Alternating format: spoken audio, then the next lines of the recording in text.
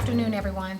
Ms. Foster, Ms. Caesar, today we are going to be engaging in our collaborative planning, looking at our most recent kindergarten and seventh grade assessments. I just want to call our attention to our meeting norms. We want to be fully present, limit our sidebars, use our technology appropriately, disagree with ideas but not each other, and more importantly, we want to make sure that what arises from this conversation is going to yield the best possible results for our learners. Yes. So, Ms. Caesar, if you can kind of help, we're looking at and starting with our most recent unit assessment data. I don't think I have to remind you, ladies, that data is where we begin, data is where we end. So by looking at this data, can you just kind of give a snapshot of what we're seeing from the kindergarten assessment and what that means we're going to focus on for our small group instruction this week? Absolutely. So looking at the grade level data for kindergarten, that very first page, we see a breakdown based on achievement level.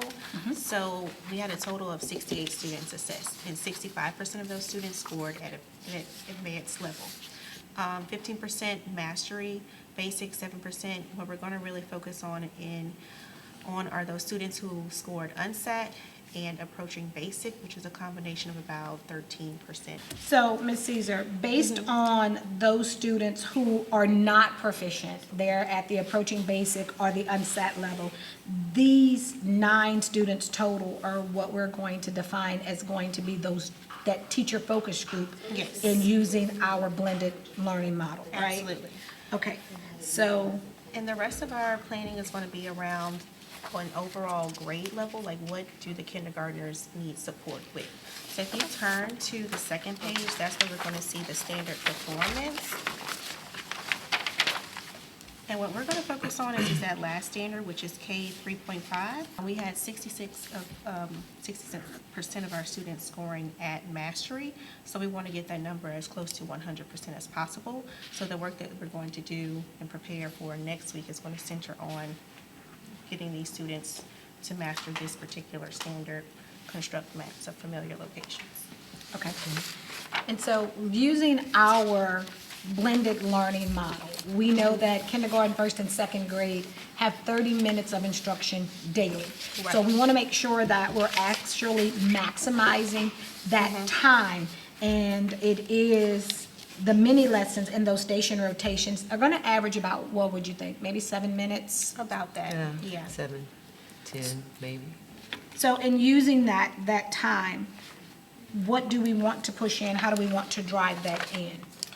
So in my mind, we've already taught using scope and sequence, so we're going to have to do some direct instruction just to bring it back, because this isn't a skill that they're going to see very often anymore. So we're going to have to make sure that we do some redelivery, some reteaching, and then we're going to go into those stations where we work with those students, those 9 kids specifically who did not master that skill, and we're going to prepare activities, things for them to do to kind of build up their ability. Right, because as these students are progressing, we know that map reading is a skill they have to master. Exactly. So unfortunately, unlike some other contents where we see cycles of standards, it has to be a deliberate and intentional act for Exactly. us to spiral in and push in to refocus and reteach this specific skill. And so let's look at what we want for activities in that individualized, those workstations. Okay, perfect. So I had some ideas just thinking about the resources that we have for kindergarten. And I know that Teacher Created Materials had some teacher lessons as well as student activities, workbooks, and level readers that focus on maps. That's from reading maps and constructing maps, which is a skill that we want them to, improve upon. So I'm thinking we can pull resources from that source. Nearpod also has some things too, which we can incorporate those in like our tech station. As well as Studies Weekly, they have some publications that are centered on relative location, reading maps, constructing maps. So if we go through those supplemental resources, we can definitely have, various activities in each of those stations. Exactly. Will that near part will be self-paced? It's right? self-paced, yes. Okay, Student so we need to make sure that the students have their headphones, because if it's self-paced, we don't want them to be distracted, nor do we want Right. them to be a distraction. And our third station, you indicated would be, Our teacher station, and that's where teacher-created materials is going to come in, because they have those leveled readers. So about 6 kids can come into one teacher station. I think we have 9 in total who needed a little bit more support.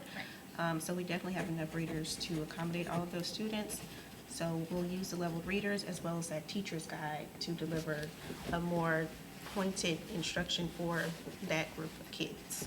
and with the teacher-created materials, since we are sitting with that group directly and specifically, what is going to be their task? I know in using our guides, our reading guides, one of the things they're going to see, they're going to have some practice. So they'll have practice with building the literary terminology, the vocabulary that they Right. need. But how are we going to use that specific station as the teacher to make sure we're reteaching that skill? So I think it's, teacher-created materials has done a great job of outlining that. So if we can spend some time looking at that so that we all understand how we're going to redeliver, I think that's going to be our next step leaving from here, is looking at the teacher's guide, so that way we can all better understand how are we going to, reteach. Okay. Okay, so K 3.5 is the standard we need to reteach and reassess Yes. to get everyone to as close to 100% proficiency as possible, and we know Yes. that specifically. And then we feel like with 3 stations, that gives our learners, those who have pretty much already mastered this skill, an opportunity to engage in the content in a different way. Right, And extending exactly. themselves. And then that teacher station will be where we provide that explicit, direct instruction, once again, to give them opportunity not only to understand the map reading and the content that they're looking for, but also to do some practice. And so I think what's really important for us to note is that we want all of our learners to go through each station. Exactly. Yes. We want them to spend some time, and again, we've got 30 minutes. So if we set each station up for approximately 7 minutes, then that gives us some time for closure to bring everyone back together, look for clarifying questions. So my only concern with that is that with kindergarten, 7 minutes is not, I don't think that's enough time. Okay? Because they're going to need, supports with the read alouds, Yeah. that's going to take quite a bit of time. But then for them to actually spend time to construct a map, I think it's going to be something that's going to have to happen over a couple of days versus us Yeah. trying to jam it into Yeah. 30 minutes. Absolutely. If we want it to be effective. Yes. I So agree. how many days would we need to devote to this? I think it's going to depend on how many activities. So I'm thinking maybe 2 activities in each station. So maybe 2 days, depending upon pacing and kids. where we are with the scope and sequence. Because Okay. we don't want to spend too much time just focusing on this one skill when we know we have all these other skills to cover too. Absolutely. Absolutely. So maps are important, but it's not, end all be all. But- Right. And then how do we finally assess once again? So we do have some document-based assessments where they're going to be required to construct a map.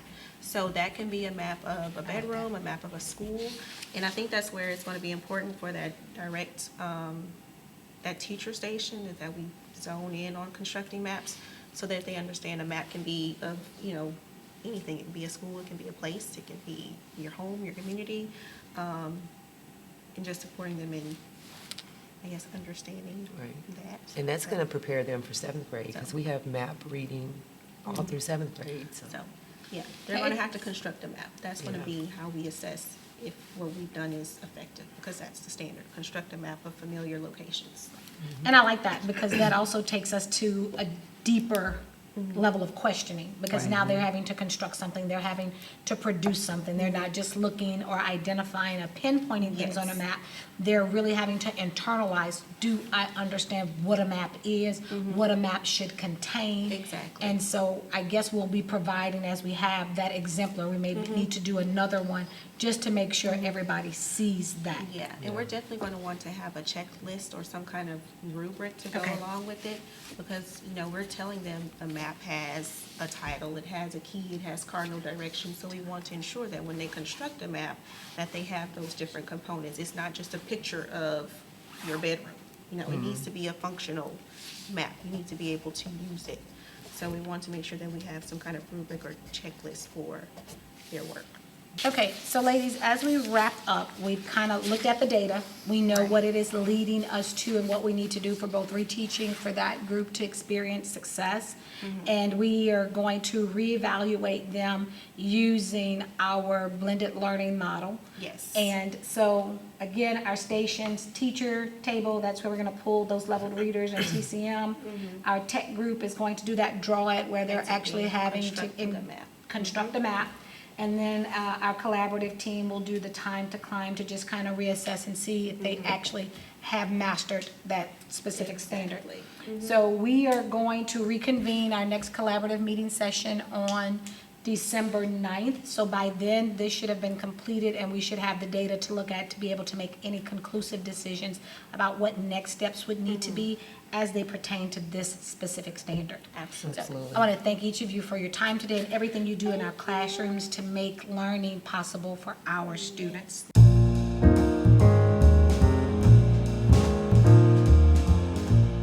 Ms. Foster, we are looking at, from your lesson planning, looking at the presidencies, right? Yes, The ma'am. Jeffersonian era in America. And based on our data, can you just kind of walk us through really quickly where we were on that initial Unit 2 assessment and what we're focusing on based on our data today? So if you look at that first sheet, you can see that 15 students were tested, and out of that 15, we had 87% score advanced, we had 13% score mastery, and we had 0 on basic, approaching basic, and unsat. So as a whole, they did pretty good as a class. But if you'll turn to the next page where it's a more of a breakdown of their standards, I decided even though they did well, I want to get to 100%. So I'm going to focus on those last 2 standards at the bottom where it says evaluate the principles of government embodied in the United States Constitution. So we're talking about the presidents and how they contributed to the government and how they help form our government. So we're going to work on that. And then it says describe the structure and power of 3 branches. So we need to work on that. So we're going to be looking at 7.84 and 7.85, correct? Yes, ma'am. Okay, so these will be the standards we need to reteach. I understand that correctly? Right. So what are we proposing to bring in to reteach? I have the lesson plan, and I know we've already covered some really great content and various activities. Yes. But what are we thinking about doing as we reteach and reassess? So I'm looking at your blended learning model, the rotations that you've already drafted to complete. You have 90 minutes, so a perfect opportunity to chunk, but to really give our secondary students the opportunity to go through stations. I know a lot of times we are under the belief that that is for our lower elementary grades, but Yes. in fact, allowing them to go through workstations is a great way to really drive to just what you've already said about your data, that we can move 7.84 and 7.85. So walk us through what we want to do. Okay. As you can see, we have our blended learning model. So for that first 5 minutes, I really want to do a little bit of literacy and get the kids into the hook because they have a DBQ as a part of their stations. So I'm wanting them to, when they come in that day, I want them to do the hook together quickly, like partners, and then we'll do the background article together. Okay. So we're going to do that at the beginning of class to give everybody some background. And I see that you are doing the background essay as kind of like a read aloud. So you're Yes. really wanting to support those read alouds even with your middle school. And their vocabulary too, because even in middle school, I want to make sure they know those words Absolutely. that come in. Okay, and if you look at the stations, after we do our little background article and our activity, I broke it down into 3 different stations. Gotcha. So we have a teacher station. At the teacher station, I'm going to really work on, we're going to have accountable talk, and then after that, I want them to write.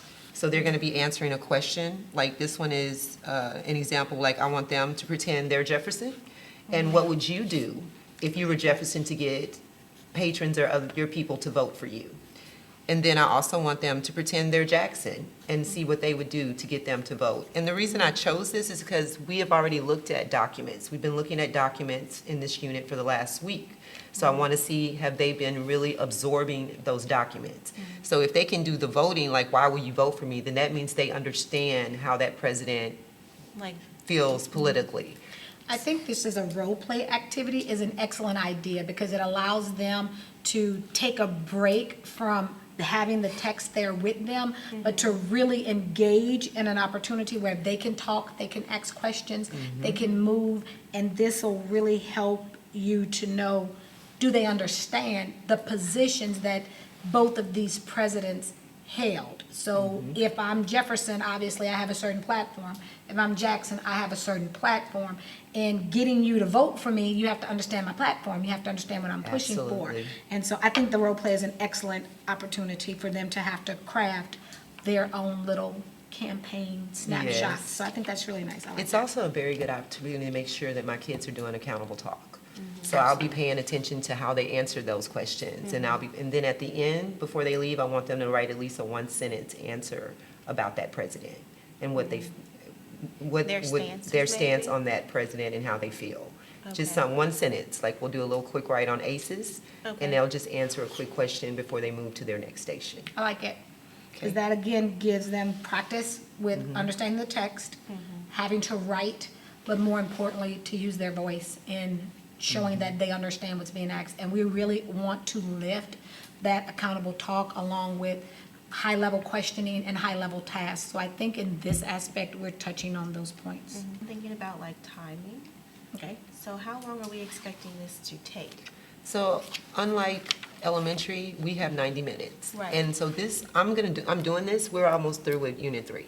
Right. So this is gonna be a good review for my kids at the end of the unit before we get into the unit test. Okay. So I'm gonna take the day, I might take 2 days, because in middle school, 7 minutes isn't gonna get it. Like, Right. even here it says 30 minutes, so we are gonna need that whole 30 minutes at my teacher table to do that. Okay. So if you can see on the side, my time is extended, so I have a little longer because I have a whole 90 minutes. Now, I will tell you, now, at the beginning, I might take more than 5 minutes to get them started with their stations. So I actually plan for about 15 minutes, That's what I'm just to make thinking. sure they are confident in their stations and they know what they're doing before I just let them go.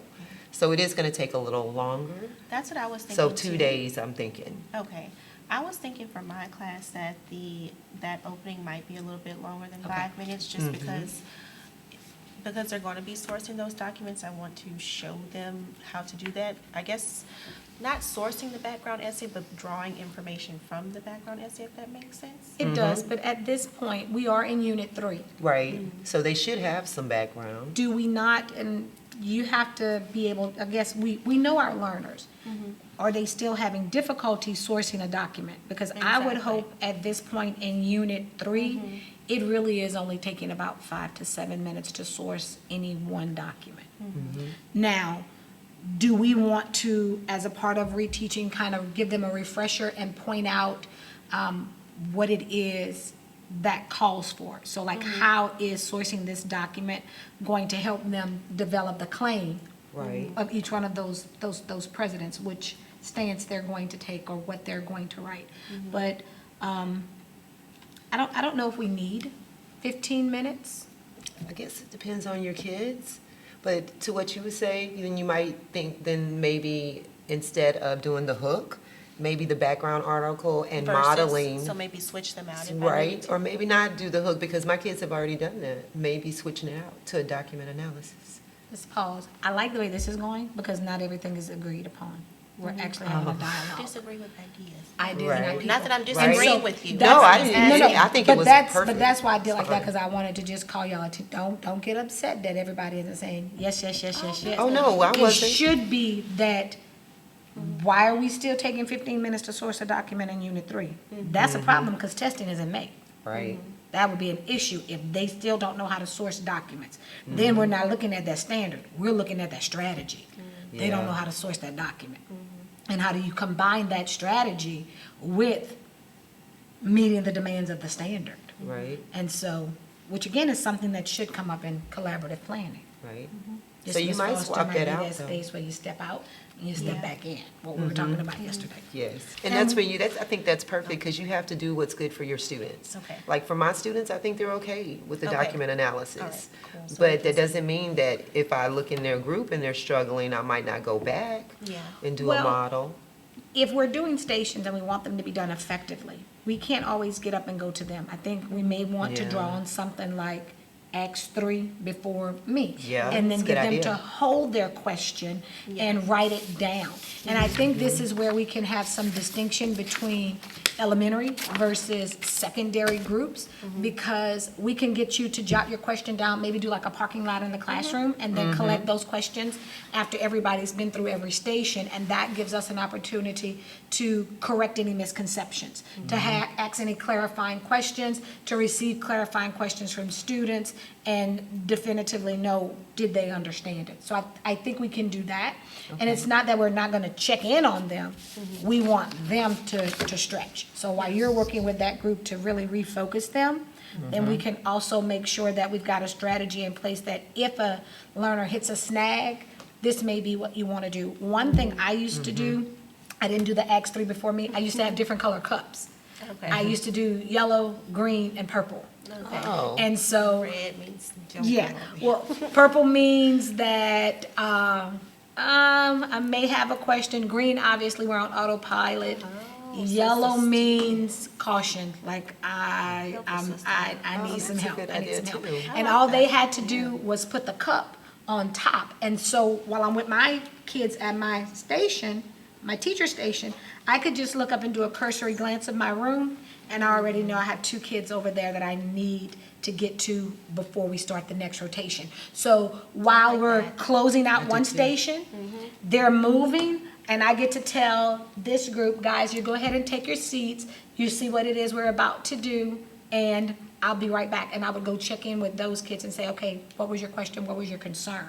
Okay. But that way, I don't have to stop, I don't have to stop any group from moving, but I'm also, to your point, I am actively monitoring, because if they're getting distressed, Yeah. middle school, secondary kids in stations, they have to have a way to know that we see them, we're watching, and we're going to come in and be able to help them. So, something like that, we could That's a do good Acts 3 idea. before me, we can use the cup system, I like the cups however. because that's silent. Yeah, I've never It tried is, that. and that's why I did the cups, because you don't have to talk to put up the cups. You just put the cup on top, I see it, and we can keep moving, so. And middle school would love that. Yeah. They always Yeah. want to have something that, it'll make them feel important. Well, you can do it by football team, so like first Right, period they would might love be that. black and gold and white, and then you might have whatever, but you can make it fun for them. Yeah. So I really like that, and I like that as a station idea where they're going to actually engage in ACEs, so they're having to put into practice language. And remember, we're still a part of building that text, task, and talk. So we Yes. want them to be practicing those skills. And again, that goes back to student engagement. They're doing the work.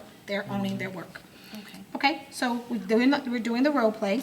And from that, I have a second station to what Caesar was talking about, where they are actually analyzing the documents. I got it. And it's the same DBQ that we had started with in the beginning of the class. Mm-hmm. Okay. So they've already done the background, and maybe, as Caesar said, Got maybe it. you model if you Yes. need to. Right. And then they will be prepared for this one. Gotcha. And the mini Q I decided was how democratic was Andrew Jackson. I think it is really important that the DBQ goes along with what they're learning.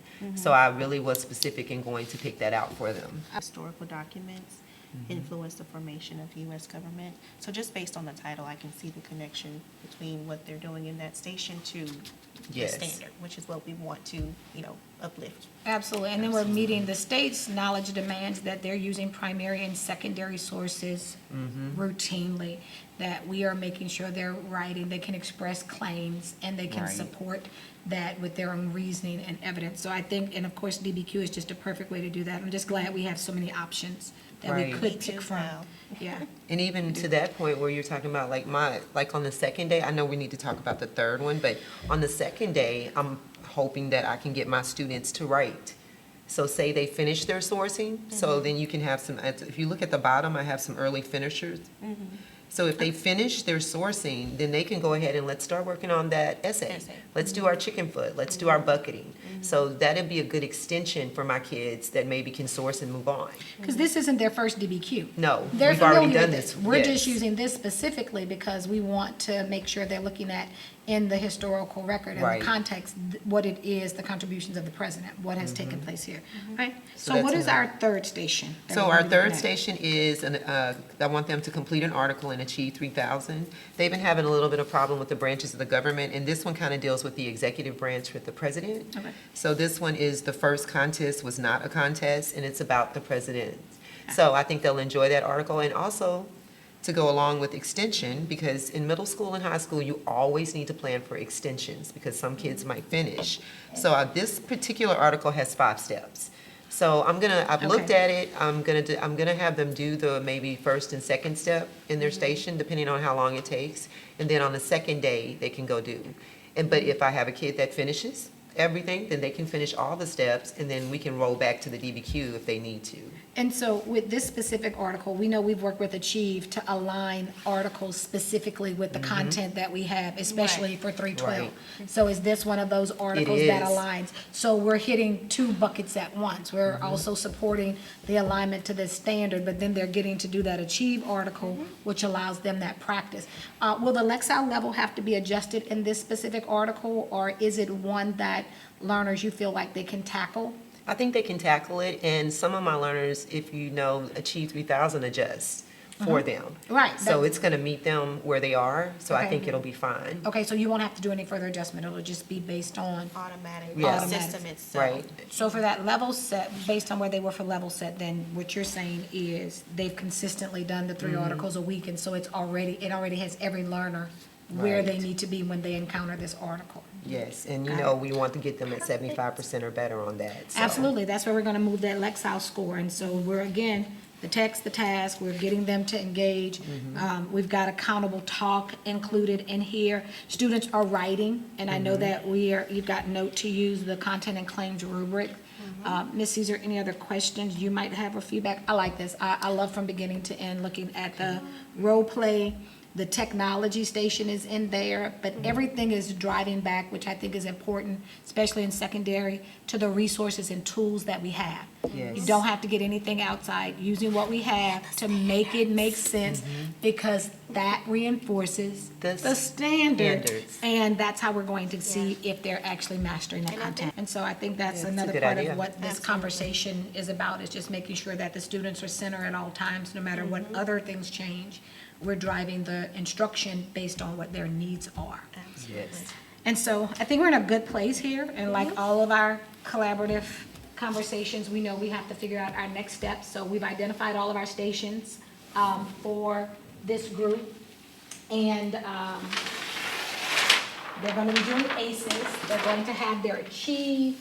We're reinforcing that collaborative approach by them sourcing their documents with the DBQ, which can ultimately, as you say, lead them To the to essay. developing that essay.